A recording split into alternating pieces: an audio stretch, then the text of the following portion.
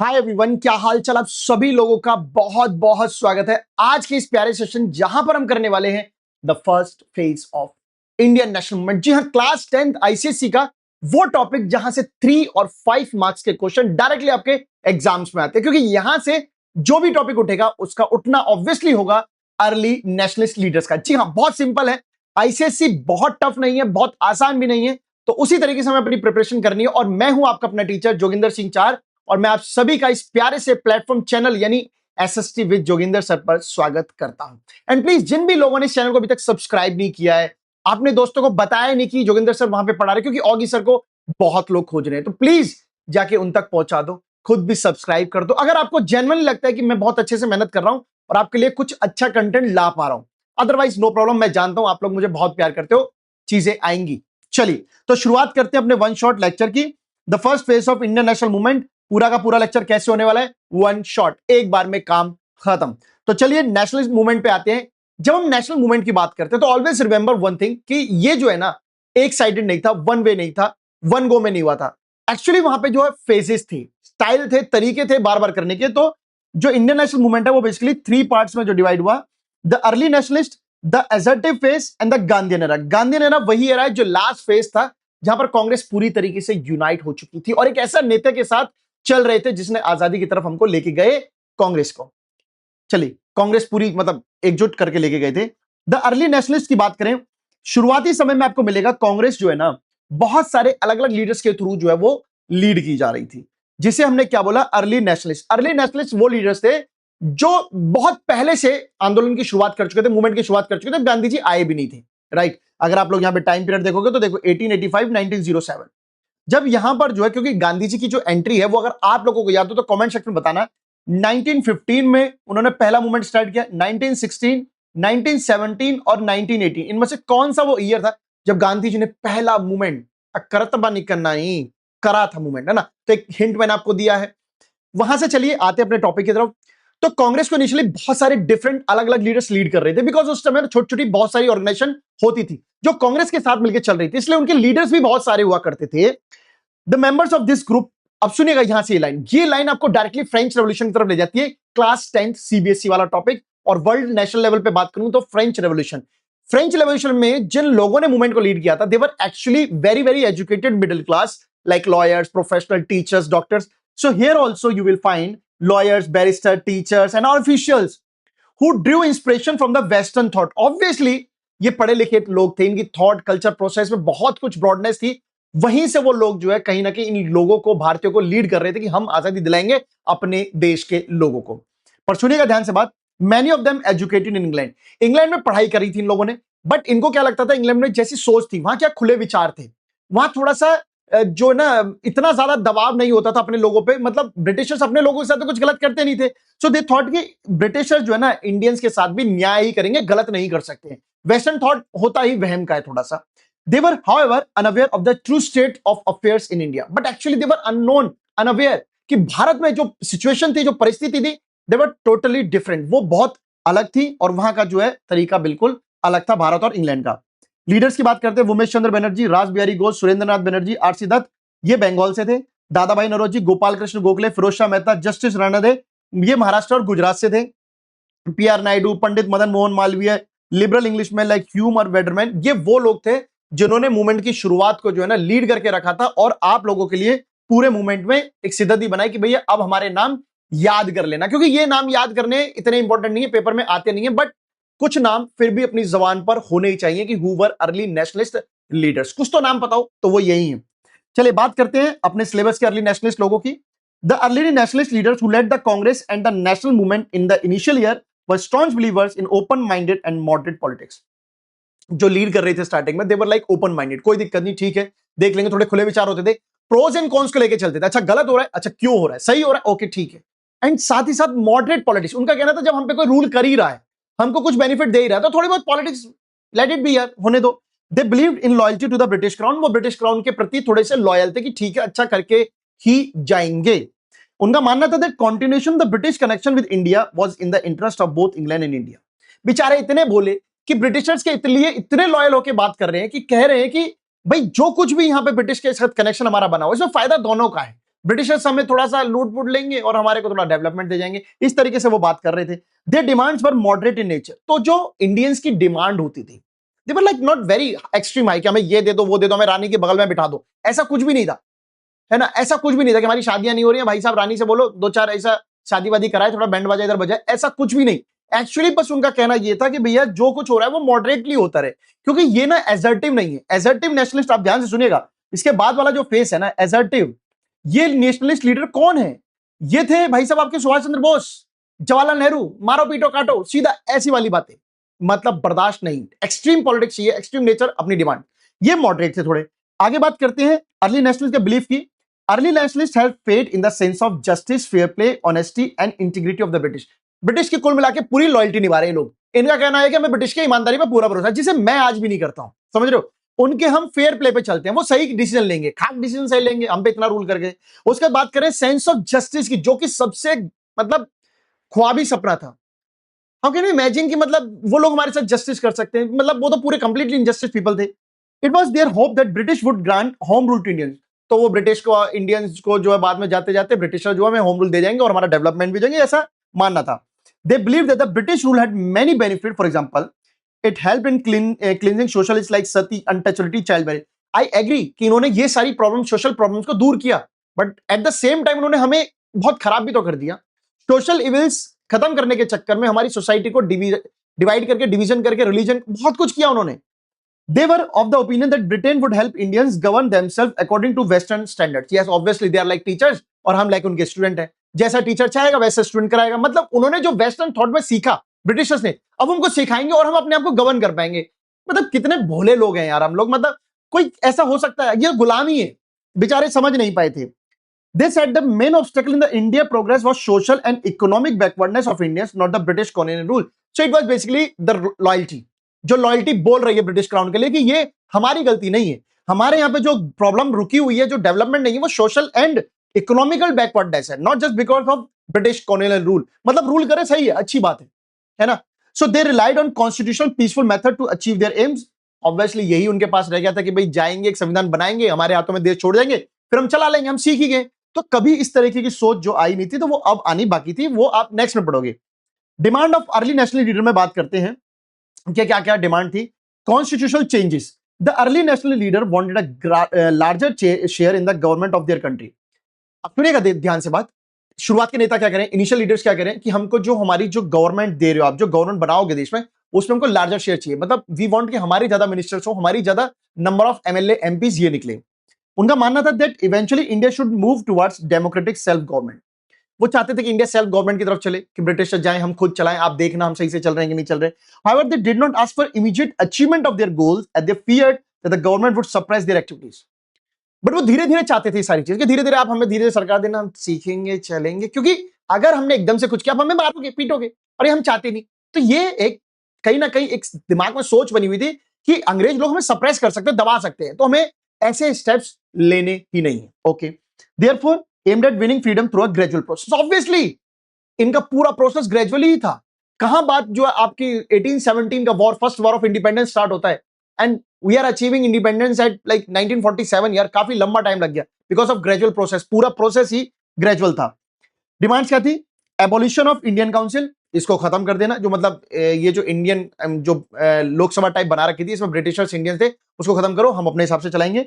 Expansion of the legislative council, हम विधानसभा जो बनाएंगे उसको एक्सपेंड करेंगे, मतलब उसमें अभी तो आपके ब्रिटिशर्स ज्यादा, हम कम है, फिर हम मेंबर्स ही बढ़ा देंगे, जैसे हमारी संख्या भी ज्यादा हो जाएगी। Legislative assemblies both at the centre in the provinces. कुल मिला के लोकसभा, राज्यसभा और विधानसभा की बात हो रही है यहाँ पे। कहने का मतलब ये आज की मॉडर्न डेट में आप समझ सकते हो। हम प्रोविंशियल जो असेंबलीज हैं, विधानसभा होती है, उनको बढ़ाएंगे, सेंटर स्टेट लेवल पे दोनों पे मेंबर बढ़ा देंगे। Increase in the membership of Indians by including some members elected by the local bodies. Like यहां से लोकल जो गवर्नमेंट के लोग हैं, जैसे chambers of commerce, trade industry, businessman लोगों को इंक्लूड करेंगे, यूनिवर्सिटी के प्रोफेसर, चांसलर को इंक्लूड करेंगे इन सब काउंसिल्स, मतलब legislative assembly and provincial assembly में। And by giving greater power to them, और उनको थोड़े से रूल रेगुलेशन के पावर भी दे देंगे। They demanded India control over the public purse and raise the slogan no taxation without representation. और उन्होंने बोला कि अब जो इंडियन पर्स क्या है, बेसिकली जिन इंडियन से आप टैक्स लेके जिस अकाउंट में जमा करते थे, वो पर्स, उसकी जिम्मेदारी अब इंडियंस को दे दो, हम टैक्स लेंगे, हम अपने आप डेवलपमेंट करेंगे, यानी कि नो टैक्सेशन विदाउट रिप्रेजेंटेशन। अगर सरकार ही नहीं बनी हमारी और आप ही रूल करते रहे तो हम टैक्स भी नहीं देंगे। Simple. Okay. By the beginning of the 20th century, they made a demand for the Swaraj self-government within the British Empire, like the self-governing colonies of Canada and Australia. अब Indians जाग चुके थे। Indians का कहना यह था कि भाई हमें जो है ना स्वराज दे दो। स्वराज मतलब अब हम खुद चलाएंगे। स्वराज यानी अपनी सेल्फ गवर्नमेंट, अब हम खुद देश को चलाएंगे, अब हम सरकार चलाना चाहते हैं। जैसा कि आपकी कॉलोनीज कनाडा पर भी आपका कब्जा है, ऑस्ट्रेलिया पर आपका कब्जा है, वहां तो वो लोग अपनी सरकार चला रहे हैं, तो हमें भी क्यों ना चांस दिया जाए कि we will also run like, यार हम भी चाहते हैं अपनी सरकार। Educate representation of Indians in the executive council of the viceroy and those of governor. British जो क्राउन था उसने यहां के लिए वायसराय भेजा था, सेक्रेटरी ऑफ स्टेट भेजा था, गवर्नर काउंसिल पूरी बना रखी थी, उसमें भी इंडियंस को बराबर का हक दिया जाए। चलिए तो अब बढ़ते हैं आगे की तरफ और देखते हैं इकोनॉमिक रिफॉर्म्स में हमने क्या चेंज चाहे थे economically. Reduction in land revenue, जो लैंड रेवेन्यू अभी तक ज्यादा था उसको कम किया जाए, पीजेंट्स को प्रोटेक्शन किया जाए अगेंस्ट अनजस्टिस डिमांड ऑफ जमींदार। जमींदार जो अंग्रेजों के बिचौलिए बनकर हमसे लूट रहे थे पैसा, उनकी डिमांड्स को जो है क्या किया जाए, उनसे बचाया जाए। Reduction in expenditure on the army, army पे खर्चा कम करो क्योंकि हमें बचाने के चक्कर में हमें लूट ही रहे हो कि हमें तुम्हें प्रोटेक्शन देंगे। And the money the save to spend, और जो पैसा बचेगा उसे एक्चुअली हमारी वेलफेयर एक्टिविटी, रोड सड़क बिजली पानी स्कूल बाकी चीजों पे खर्च करना। An inquiry into the India's growing poverty and famine, और ऐसा कुछ कीजिए जिससे कि हमारी गरीबी और हमारे यहाँ जो भूखपना आता है, मतलब जो हमारी फेमाइन होती है, जो हमारे यहाँ सूखापन आता है, इसको रोको। एक्चुअली मैं आपको बताऊं कहानी बहुत सिंपल है। अंग्रेजों ने कभी भी जिस जमीन को बंजर होने दिया गया उसको कभी वापस सर्च भी नहीं किया कि इसको हम ठीक भी कर सकते हैं। बंजर होते गए होते गए होते गए और हमें साथ में उस परेशानी के साथ वो छोड़ते गए। Availability of cheap credit to peasants, लोगों को किसानों को खेती करने के लिए सस्ता लोन दिया जाए। साथ ही साथ development of banking irrigation medical facilities, जिससे कि लोगों की जो फिटनेस, लोगों के पैसे को उस सबको टाइम पर चीजें मिल सके और लोग थोड़ा वेलफेयर होके उनका भला हो सके।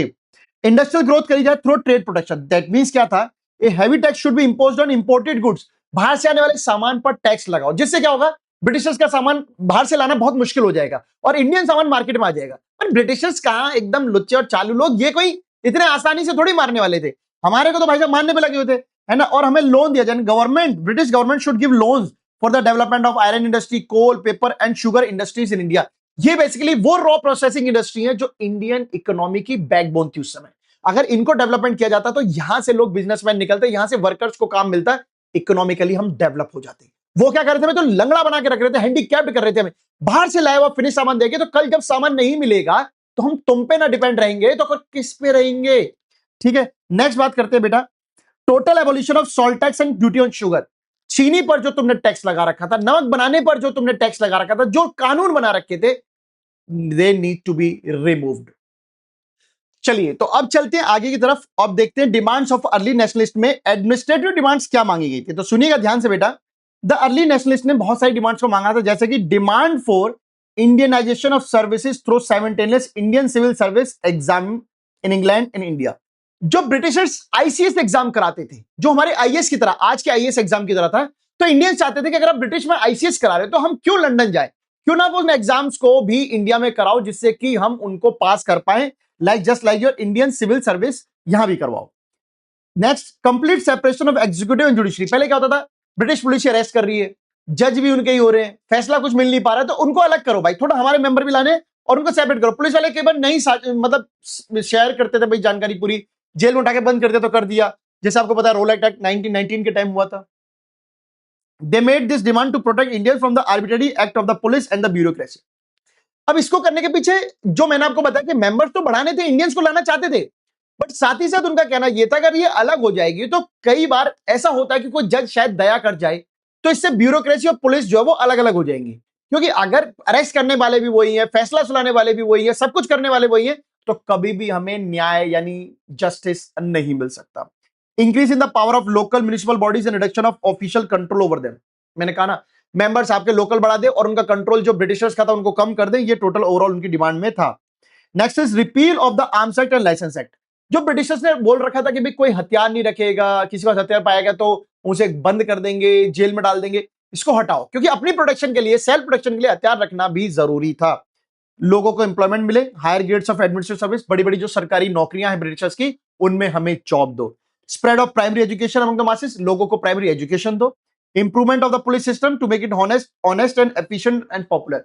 ऐसे पुलिस वाले लाओ जो ईमानदार हो, जो लोगों की प्रॉब्लम को समझे। अब देखिए यहां पर क्या है, आपने जो भी पढ़े बेटा उन सब के ना सिर्फ 5 पॉइंट से ज्यादा याद नहीं करें, 5 पॉइंट्स मैक्सिमम है। तो अगर आपको लगे कहीं पर भी कि यार पॉइंट्स बहुत ज्यादा है, बर्डन हो रहा है, तो इसको यूज करो, सिर्फ 5 पॉइंट, सिर्फ 5 पॉइंट, समझ ना, 5 पॉइंट याद करने, इससे ज्यादा याद नहीं करने हैं। Defense of civil rights. The early nationalists demanded the following civil rights: removal of the restriction imposed by the British government on the freedom of speech and the press. Basically press को आजाद करो, बोलने की आजादी दो, simple. ये थे civil Indians right है, लोगों के अधिकार है, बेसिकली लोगों सिविल के। Abolition of preventive detention act and restoration of individual liberties, individual liberties दो। एंड ये जो आपने कर रखा है ना preventive detention act, what is this actually? अगर इसको याद करो, कनेक्ट करो, कौन सा एक्ट? Roulette act. आप किसी को भी शक के आधार पर, प्रिवेंशन डिटेंशन एक्ट में यही कहता है, अगर आपको शक लगता है कि ये बंदा कुछ प्रॉब्लम कर सकता है, क्राइम कर सकता है, उसको पहले उठा के जेल में बंद कर दो, समझ रहे हो? तो ये होता है prevention detention act. Restoration of right to assemble and to form association, peacefully कहीं आप कलेक्ट हो सकते हो, लोगों से मीटिंग कर सकते हो, शादी में जा सकते हो, ये ब्रिटिशर्स ने मना कर रखे थे। उनको लगता था कहीं भी ग्रुप बनेगा, हम पे हमले की प्लानिंग हो रही है, डरपोक कहीं के, और यही इंडियन चाहते थे कि ये चीज हटे।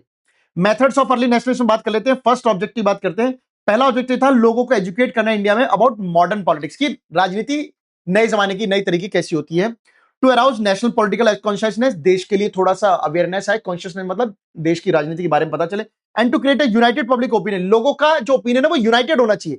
देखिए किसी भी देश में रूल करना बहुत आसान है जहां के लोगों का जो डिसीजन है ना वो यूनाइट नहीं होता, एकजुट नहीं होता, तो वो ये चाहते थे। इसके लिए उन्होंने बहुत सारे तरीके बनाए, जैसे कि मीटिंग्स करते थे, लोगों को समझाते थे कि आज तो हम शपथ लेते हैं कि हम सब एक हैं, हम सब एक साथ जिएंगे, एक साथ मरेंगे, इस तरीके से। They made use of the press to criticise government policies. Indian leaders also use the press की प्रैक्टिस। प्रेस की प्रैक्टिस कैसी होती है? प्रेस में लिख लिख के लोगों को अवेयर करें, देख ये पॉलिसी आ गई, ये देख ये खराब है, ये खराब है, इस तरीके से। They send memorandums and petition to government officials and the British parliament. लगातार ब्रिटिश ऑफिसर्स को, ब्रिटिश पार्लियामेंट को, क्राउन को लेटर लिख लिख के दे रहे, हम परेशान हैं, हमारी ये प्रॉब्लम, आप गलत कर रहे हो। These petition were carefully drafted, बहुत सोच समझ के लिखी जाती थी क्योंकि लोगों की रियल प्रॉब्लम्स को बताना जरूरी था। They were addressed to the government and their real aim was to educate the Indian people. अच्छा, आप लोगों को लगता होगा कि ये सब करने से क्या फायदा? ये सब करने से फायदा होगा कि जो ब्रिटेन में इंडियंस थे उनको भी सिचुएशन का पता चल जाएगा, और जो यहाँ के लोग थे पढ़े लिखे उनको भी पता चल जाएगा, क्योंकि इंडिया में अलग अलग स्टेट थे। अब एक स्टेट में कुछ हो रहा है, उसकी प्रॉब्लम है, तो पूरे इंडिया को नहीं पता चल पाई उस समय, कैसे पता चलेगी? प्रेस के थ्रू, लेटर्स के थ्रू। तो इस तरीके से ये बताने का एक तरीका था। सेकेंड ऑब्जेक्टिव बात कर लेते हैं। To influence the British government and the British public, British government और ब्रिटिश पब्लिक को ये इन्फ्लुएंस दिलवाना। इन्फ्लुएंस मतलब उनको ये महसूस कराना कि जो इंग्लैंड में होता है ना वो एक्चुअल में इंडिया में नहीं कर रहे ब्रिटिशर्स, वो बहुत गलत कर रहे हैं। जैसे कि they made use of 3 P's, petition, prayers and protest. They send petition, request and letters of protest to the British government to look into the problems of India. वहां बैठने से काम नहीं चलेगा साहब, you have to look into the problems of India and the Indians. आप जो कर रहे हो यहां पे गलत है। क्राउन को वहां मजे आ रहे होंगे, बट यहां उसकी company, British east India company गलत कर रही थी, उसके खिलाफ आवाज। A British Committee of Indian National Congress was to be set up in London in 1889, जिससे एक पब्लिक वीकली, एक अखबार, मैगजीन आती थी, general India, to represent India's case before the British public. यहां से एक लगातार मैगजीन निकल रही थी जिसमें लोग क्या करते थे, अपनी प्रॉब्लम्स को लिखते थे। एंड अ ब्रिटिश कमेटी थी जो कि बेसिकली अंग्रेज जो पढ़े लिखे इंडियंस थे, वो वहां पे इंडियन नेशनल कांग्रेस के जो है वो वहां जाके मीटिंग कर रहे हैं, वहां जाके मैगजीन निकाल रहे हैं, ताकि ब्रिटिशर्स को कैसे भी करके एक अवेयरनेस तो दी जा सके। Deputation of Indian leaders were sent to Britain. Deputation मतलब एक ग्रुप ऑफ इंडियंस जिसको ब्रिटेन भेजा गया। These political leaders carried out active propaganda। वो एक एम लेके गए थे, एक्टिव प्रोपेगेंडा लेके थे ब्रिटेन में। For example, Dadabhai Naoroji spent a major part of his life in Britain to create awareness among the British people and politicians about the plight of Indians। Dadabhai Naoroji ने British और ब्रिटिश के जो नेता थे उनको साफ साफ बताया कि इंडियंस के साथ आप ये सब कर रहे हो, जो कि बिल्कुल गलत है। देखो बहुत जरूरी था, हर तरीके से आंदोलन चला, हर तरीके से मूवमेंट चला, तो ये उनके एक तरीके थे। अब लीडर्स की बात कर लेते हैं। यहां से सीधी सी बात मैं आपको बताता हूं, 3 मार्क्स से ऊपर क्वेश्चन कभी नहीं आता है, ये आप लोगों को शायद पता ना हो, चेक कर लेना, 3 मार्क्स से ऊपर क्वेश्चन नहीं आता है। दादाभाई नौरोजी की बात करते हैं। इनको grand old man of India कहते थे। क्या कहते थे? Grand old man of India. कहां पैदा हुए ये पेपर में नहीं आएगा, बट आपको बेस पढ़ने के लिए बताता हूं। पारसी फैमिली पैदा हुए थे मुंबई में, 4 सितंबर 1825, ये भी याद करने की नीड नहीं है, ठीक है, बस जो बताया। वो as a professor of mathematics काम करते थे। कौन से कॉलेज में? एल्फिस्टोन कॉलेज में, जो कि मुंबई में है। 10 साल तक वहां पे मैथ के प्रोफेसर का काम किया। 1885 में उन्होंने काम छोड़ दिया और वो चले गए England as a partner firm, यानी कंपनी, एक बिजनेस कंपनी जो वो ज्वाइन कर ली, जहां पे जो वो काम धंधा जो वो स्टार्ट करके वहां पे पहुंच के अपना काम चलाना चाहते थे। उसके बाद 1869 में वापस मुंबई आते हैं। देन वो इलेक्टेड हुए किसको? मुंबई म्युनिसिपल कॉर्पोरेशन, एमएमसी, जो ऐसे आज बीएमसी बन रखी है ना वैसी। And letter to the town council, वो बाद में टाउन काउंसिल है, उसके थोड़ा एक अपर वर्जन में चले गए, यानी राजनीति में थोड़े थोड़े आ गए।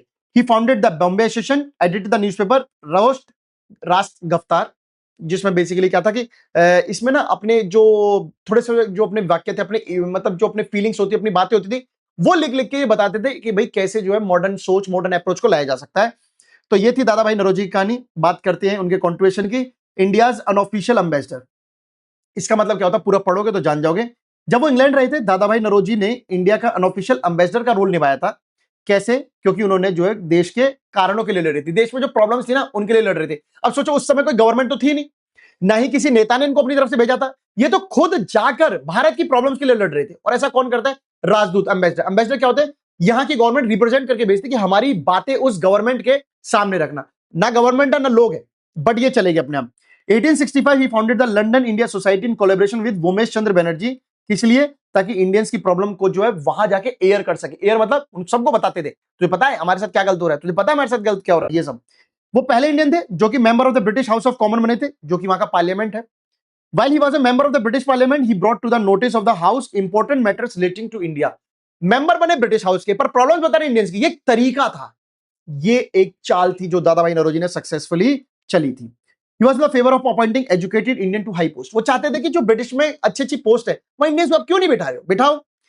इनके ही एफर्ट्स के कारण 1893 में the house of common passed a resolution in favour of holding the imperial civil services examination in England and India simultaneously. So this is very important. जो अब तक अर्ली नेशनलिस्ट लीडर्स की मांग थी वो यहां जाके पूरी होती है कि उनकी वजह से ही आईसीएस एग्जाम सेम टाइम पे इंडिया और इंग्लैंड दोनों में हो रहा था।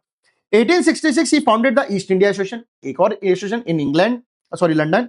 East India association soon became popular and branches were set up in KMC। KMC, मेरे एक मित्र का नाम है केएमसी, बट एक्चुअली यहाँ पे कोलकाता मुंबई एंड चेन्नई है, कोलकाता मुंबई एंड चेन्नई है। रोल कांग्रेस में क्या था? बहुत अच्छा था, काफी तारीफ लायक था। उन्होंने एक्टिवली पार्ट किया था इंडियन नेशनल कांग्रेस में और इलेक्टेड हुए थे प्रेसिडेंट 3 बार। कब? 1886, 1893 एंड 1906। तो आप समझ सकते हो कि कांग्रेस के लिए दादा भाई नौरोजी कितनी बड़ी पहचान रखते हैं। Resolution of self government, boycott स्वदेशी, नेशनल एजुकेशन, ये सब उन्होंने ही पास किया था जब वो कांग्रेस के प्रेसिडेंट थे। इतने सारे इंपॉर्टेंट काम उन्होंने किए हैं। पॉलिटिकल कॉजेस की बात कर लेते हैं।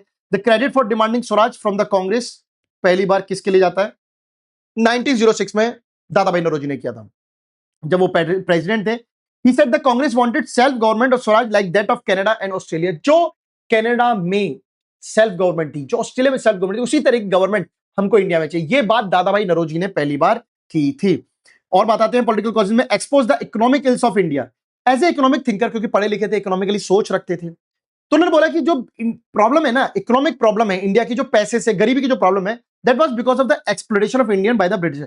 ये हमें लूट रहे हैं गोरे अंग्रेज लोग, इनकी वजह से है। Dadabhai views on Indian economy are given in his work entitled poverty and un British rule in India. इस बुक में उन्होंने पूरा बताया कि कैसे ब्रिटिशर्स ने हमको ड्रेन किया, हमारी वेल्थ को हमको बर्बाद कर दिया। हिज फेमस थ्योरी थी drain theory, explain how Indian wealth was being drain to England through various तरीका। उन्होंने इस बुक में साफ साफ लिखा है कैसे ब्रिटिशर्स हमारे यहां से संपत्ति को अपने देश में ले जा रहे थे, सोने के ले जाके, फिर टैक्स के थ्रू, फिर अपना सामान ला के सब बेच के, पूरा प्लान्ड वे में जो इन्होंने किया था।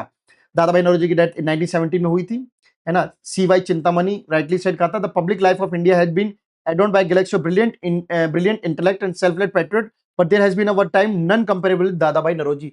देश में बहुत लोग आएंगे, बहुत लोगों ने देश के लिए कुछ किया होगा, बट दादा भाई नौरोजी जैसा कोई इंसान नहीं हो सकता। ये बात किसने की थी? चिंतामणि ने। चलिए बात करते हैं जीकेजी यानी गोपाल कृष्ण गोखले की बात कर लेते हैं। इनका जन्म अगेन महाराष्ट्र कोल्हापुर में हुआ था। वो भी प्रोफेसर थे, हिस्ट्री एंड इकोनॉमिक्स के, फर्गुसन कॉलेज है पुणे, बड़ा मशहूर है।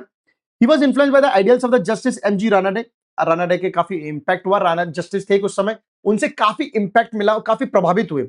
देन उसके बाद उन्होंने ज्वाइन किया था डेक्कन सोसाइटी, जो कि जस्टिस रानाडे ने ही स्टैब्लिश कर की थी, तो इन्होंने एक ऑर्गेनाइजेशन ज्वाइन कर ली थी on behalf of the society. Went to England, उसके बाद वो इंग्लैंड गए to propagate Indian views before the well be nation. तो वो इंडियन, जो इंडियन के लिए ब्रिटेन में जिस तरह की सोच रखी जाती थी, जिस तरह की पॉलिसी बनाई जाती है, तो एक कमीशन था वहां पे, वेल बी कमीशन, उसके वहां पर जाके उन्होंने अपने विचार रखे कि भाई आप लोग जो है गलत कर रहे हो, आप यहां तो सब कुछ सही करते हो ब्रिटेन में, बट वहां सही नहीं करते। इसके लिए उनको अवार्ड मिला था companion of the Indian empire. Gokhale became the most popular leader of the Indian national congress. Yes, he preside of the Varanasi के प्रेसिडेंट बने थे 1905 में। Having faith in British liberalism, he said The goal of the Congress should be attainment of a form of government similar to that which exists in self-governing colonies of the British Empire. Same बात same चीज जो दादा भाई की कही हुई थी कि मेरा मानना सिर्फ सेल्फ गवर्नमेंट को लाना है, और वो भी वैसी सेल्फ गवर्नमेंट जो ब्रिटिश कॉलोनी मतलब ऐसे इलाके जो ब्रिटेन के कब्जे में थे, जैसे कनाडा, ऑस्ट्रेलिया, वैसी सरकार यहां पर बने। आगे बात करते हैं इनके कंट्रीब्यूशन की। गोखले क्रिटिसाइज गवर्नमेंट ऑन किस मुद्दे पे? ह्यूज एक्सपेंडिचर जो आप आर्मी के नाम पे हमसे लेते हो, क्यों कर रहे हो हमारे खर्चे भाई, हमको मत दो सुरक्षा। Adopting the policy of racial discrimination, जो आप गोरे और काले की जो पॉलिसी चलाते हो कि आप काले इसलिए आप नीचे रहोगे, गोरे हो तो आप बहुत अच्छे हो, वो सब। टैक्स ऑन कॉटन नहीं होना चाहिए, हमारा पहला कपड़ा कॉटन है। He made a strong request for the reform of the legislative council and separation of judiciary from the executive. Separate legislative council बनाई इंडियंस की, लेजिस्लेटिव को एग्जीक्यूटिव से अलग कीजिए क्योंकि हमें नहीं भरोसा आपके इस पे। Important role in the passage of Minto Morley reforms में आए थे। He also served a member of IPSC, Indian public service commission, वही जो गवर्नमेंट जॉब, एंड उसमें इन्होंने कोशिश की थी कि increase the share of Indian in the higher service. Same Dadabhai Naoroji वाली बात, सेम सोच कि आप इंडियन ऑफिसर्स को लाइए बड़ी बड़ी जॉब्स पे। जब वो इंग्लैंड गए थे, उन्होंने British statesman not to give effect to the partition of Bengal, तो उन्होंने सीधा सीधा बोला ब्रिटिश गवर्नमेंट को भी कि देखिए आप जो पार्टीशन ऑफ बंगाल कर रहे हो वो सही नहीं है, इसे रोक दीजिए, ये अच्छी बात नहीं है। ऑलवेज रिमेंबर 5 पॉइंट्स याद करने हैं। फिर उन्होंने बनाई एक सर्वेंट्स ऑफ इंडिया सोसाइटी जो कि स्टैब्लिश की थी 1905 में। इसका मेन एम था कि नेशनल लीडर्स को ट्रेन करना जो कि भारत के लिए अपनी जिंदगी दान करना चाहते, भारत के लिए अपनी सेवा देना चाहते, सर्विस ऑफ इंडिया जिनका फर्स्ट प्रायोरिटी है। उसके कुछ लीडर थे श्रीनिवास शास्त्री, हृदयनाथ कुंजरू, ये इनको याद करने की जरूरत नहीं है।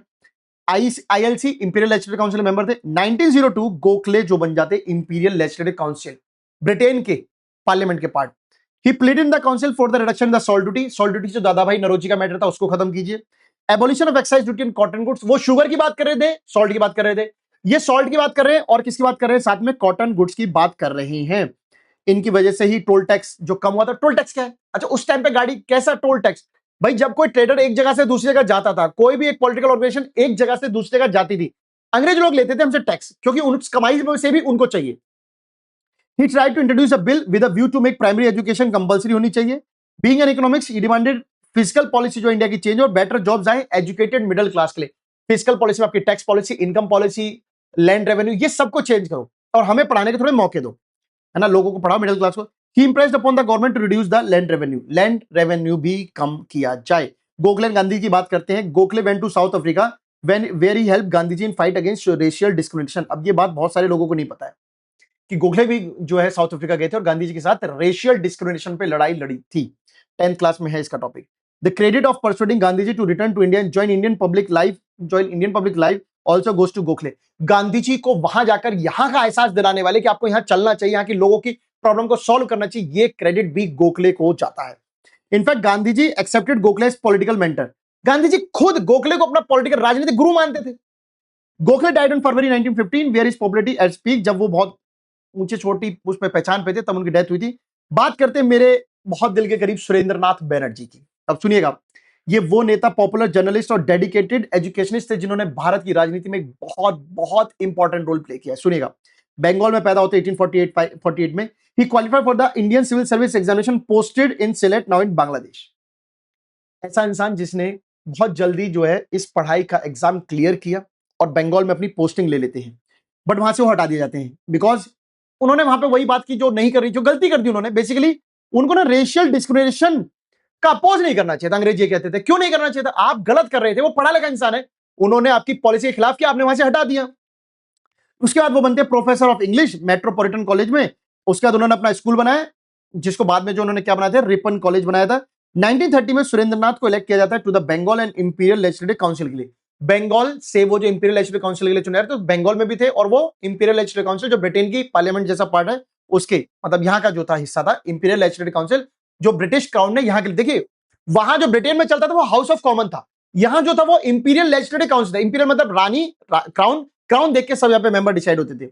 ही was elected to the Calcutta corporation एंड उसका मेंबर रहे थे 2 डेकेड्स तक। He was elected to the Bengal Legislative Council 4 times. ध्यान सुनिएगा, 4 times. 1921 he was knighted and appointed as the Minister of Self Government in Bengal, and that is the most important thing. Local self government जिसकी मांग कर रहे थे उसके नेता चुने गए थे, मिनिस्टर चुने गए थे बंगाल में। उनका कहना था opposition where necessary, cooperation where possible, and this is my favourite tagline यार। जहां विरोध जरूरी है विरोध करो, जहां कॉपरेशन जरूरी है वहां कॉपरेशन करो, बट हमेशा कॉपरेशन और हमेशा अपोजिशन इज नॉट गुड। चलिए आगे चलते हैं दोस्तों। इस कॉन्ट्रीब्यूशन की बात करते हैं, establish the Indian association to fight against the wrong policy of British. Indian association 1876 में किसने बनाई? सुरेंद्रनाथ बैनर्जी ने। इसका एम था to create strong public opinion, to educate the people and to arouse political consciousness, unity. लोगों के जो ओपिनियन है वो स्ट्रांगली सामने सरकार के जाने चाहिए ब्रिटिशर्स के। लोग जो है पॉलिटिकल कॉन्शियसनेस अवेयर होने चाहिए ब्रिटिश की पॉलिसी से, उनकी अपनी आपसी यूनिटी होनी चाहिए इंडियंस की, और लोग पढ़े लिखे होने चाहिए। ये सब तभी पॉसिबल हो सकता है। Create an all India political organisation, इसके लिए उन्होंने क्या किया? सुरेंद्र बैनर्जी ने इंडियन नेशनल कॉन्फ्रेंस करी 1883 में कोलकाता में। इंडियन नेशनल कॉन्फ्रेंस मतलब सारी पार्टियों को न्योता दिया। All parties are invited, all parties were invited at that time in 1883। Surendranath Banerjee, Indian national conference merged with the Indian national congress in 1886। So Indian National Congress and Indian National Conference both are different things. Indian National Congress is a political organization and Indian National Conference is the combination of various parties. यहां पर एक basic meeting थी जिसमें सबको बुलाया गया था। He presided over 2 sessions of the Congress, 1895 में प्रेसिडेंट बने थे एंड 1902 में ये प्रेसिडेंट बने थे। पॉलिटिकल आइडियाज की बात करें, इन्होंने बंगाली न्यूज़पेपर बनाया था जो कि पावरफुल मीडियम था लोगों को थोड़ा सा मोटिवेट करने के लिए। ओके, इनकी एक बुक थी a nation in the making, बस देश बनने को है। इस किताब का नाम है a nation in the making, देश बनने को है। Gives an account of his political concern, his view about self government. इसमें उन्होंने क्या बताया? सेल्फ गवर्नमेंट कैसे करते हैं, सेल्फ रूल कैसे करते हैं, अपने देश को कैसे चलाते हैं। बैनर्जी ऑल्सो स्टार्टेड एजिटेशन, विद्रो, oppose against the licence act, arms act, vernacular press act and against lowering the age of from the 21 to 19 to appear in that ICS exam। ICS exam वही इंडियन सिविल सर्विस एग्जाम, इसमें जो पहले as थी वो 21 थी and तब तक Britishers तो इंक्लूड हो जाते थे और हम लोग मैच्योर होके भी किसी काम के नहीं थे। तो इन्होंने बोला कि भाई इस एज को 21 से 19 करो और साथ ही साथ लाइसेंस एक्ट खत्म करो, आर्म्स एक्ट खत्म करो, वर्नाकुलर प्रेस एक्ट खत्म करो, ये सबको खत्म करो ताकि इंडियंस को थोड़ी सी आजादी मिल पाए और अच्छा लगे। He opposed the Morley-Minto Reform 1909, which introduced separate electorate for the Hindus and Muslim। तो इन्होंने उसका विरोध किया। देखिए, separate electorate we want, but अंग्रेजों से, ना कि हिंदू मुस्लिम। आप डिवीजन हमारा नहीं कर सकते, समझो। He also opposed the division of Bengal by Lord Curzon 1905। Lord Curzon ने 1905 में जो डिवीजन किया था उसको बना करा।